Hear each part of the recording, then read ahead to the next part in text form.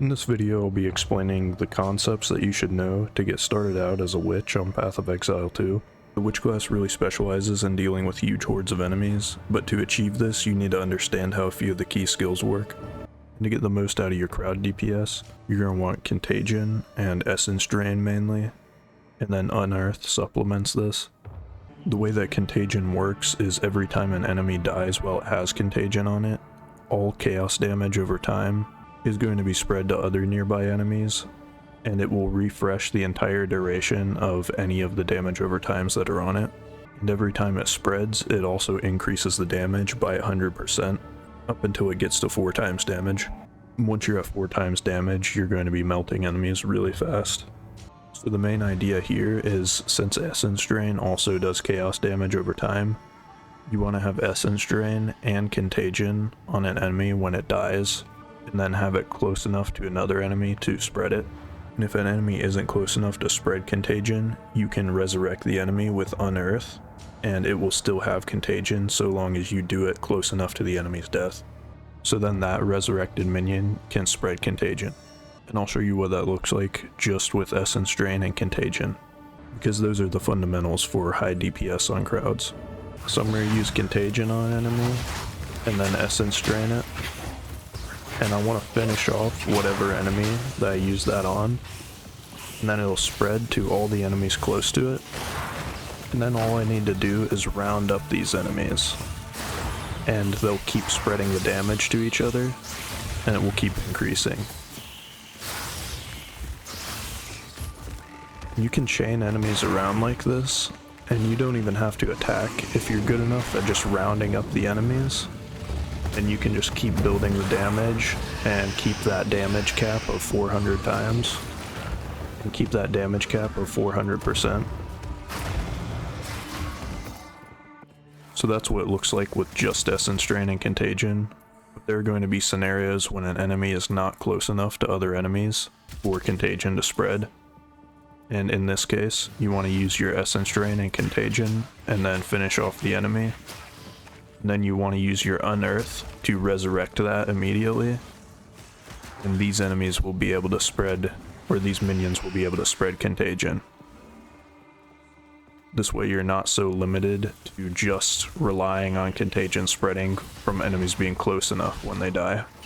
On top of this, when enemies are spreading Contagion, you can be throwing Essence Drain at them in order to ramp up their chaos damage over time. So when it does spread, you'll do even more damage over time on the spread Contagion. Once you have that down, the rest of your skills and how you play are mainly going to be supplementing that crowd damage you're doing with Essence Drain and Contagion. Some good options for supplementing your damage while not taking too much of your attention away from spreading Contagion are minions. I would say what minions you want is a lot up to personal preference, but something really important to know about minions is that if you go to the minion, you'll notice that certain minions say they can be commanded to do a special move, but you aren't able to just drag and drop the minion onto your action bar like you are with other skills. In order to use this minion command, you actually have to go down to the action bar and left click onto the action bar, and from here you'll be able to find your equipped minions, and that's how you use the minion commands. If you look at your key bindings in the option menu, you'll notice that there's a keybind for direct minions. What this keybind does is it makes minions go to a certain location. So you can have your minions frontline for you, or you can send them behind you, or even use this just to evade boss attacks or large attacks and keep them from dying. That's kind of advanced though, and takes a good amount of skill to be able to do that effectively, but I did want to mention it. Final thing to mention about minions is they do take spirit to spawn them, so you're going to need a scepter or equipment that gives you spirit. Then once you have spirit, you can open up your skills, and then choose how many of the minions you want to use your spirit for. You can also mix and match these if you want to have multiple minions at once. Minions coming from a weapon skill do not cost spirit to summon, by the way. And all your minion summons just periodically respawn by themselves without you having to do anything. Once you have that sorted, Witch is kind of lacking in single target DPS, so it's pretty difficult to deal with bosses as the Witch. or strong elites that are left over after the hordes have died. A lot of the better single target damages are under the elemental tab. Ember Fusillade does a ton of single target damage, and I would say it's a great option for bosses. Personally, I prefer something a little more balanced that can deal with bosses and deal with a couple of straggler enemies. And Ember Fusillade takes a second to launch. It's not very good for dealing with small straggling enemies. I prefer Spark and Arc for this. Of course, you need a level 5 skill gem in order to get Arc. And if you have a level 5 skill gem, you can also get Bone Storm from the occult tree. And Bone Storm's really good single target damage as well. But I would say Bone Storm leaves you a little more vulnerable than something like Arc. Crossbow and Cold Snap is another really good option for larger single target damage. That's what I would say is the most important to mention about skills.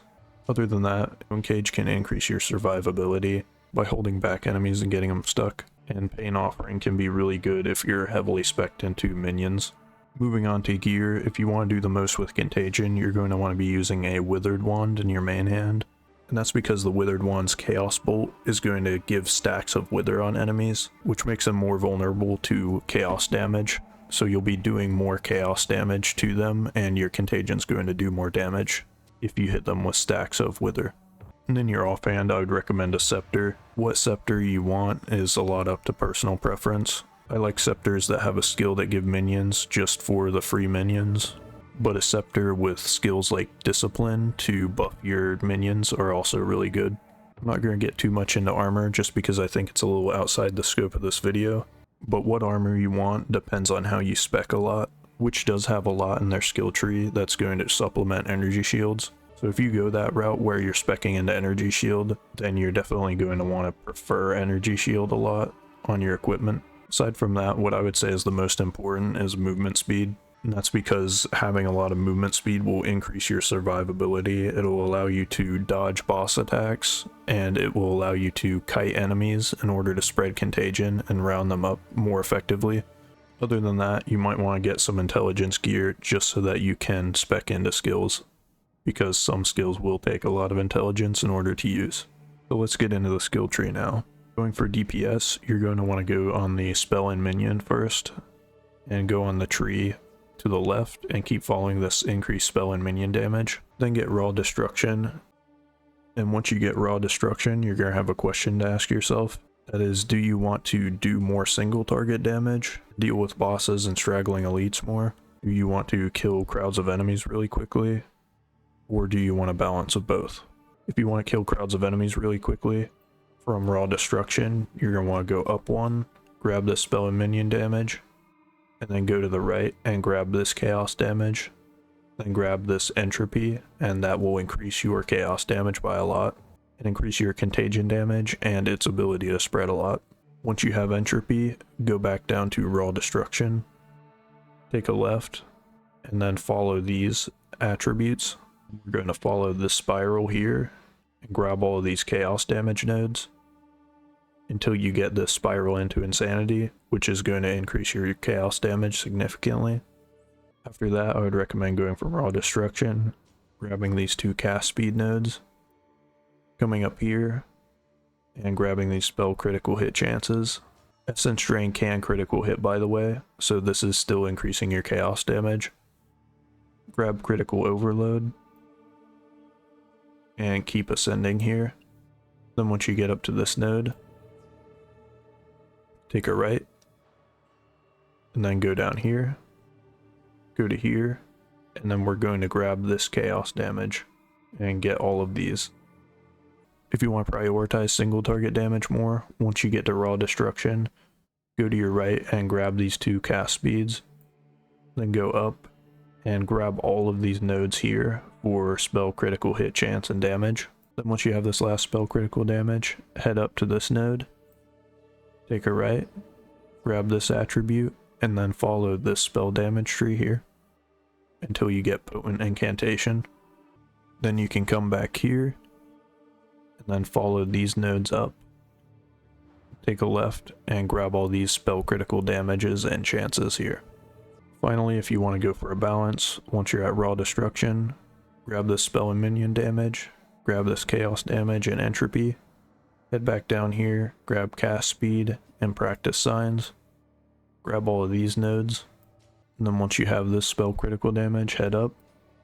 And from here, take a right, grab the spell damage tree here, and then go down here to here, and then grab all of these.